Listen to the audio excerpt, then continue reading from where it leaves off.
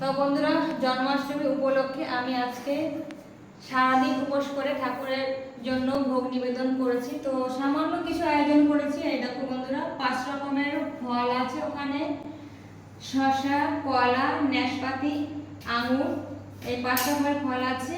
আর সঙ্গে তালের ক্ষীর দিয়েছি, যেটা ঠাকুরের খুব প্রিয় জিনিস আজকে জন্মাষ্টমীতে। আর মালপোয়া আর তালের বড়া। আর এখানে আছে পোলাও।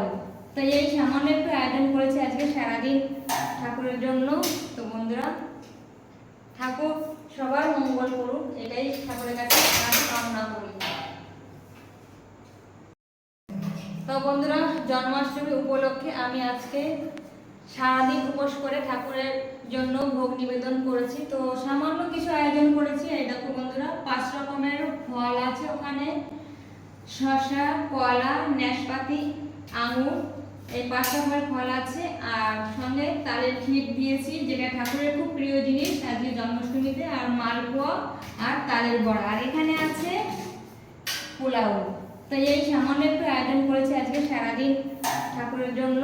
তো বন্ধুরা, ঠাকুর সবার মঙ্গল করুক, এটাই ঠাকুরের কাছে কামনা করি।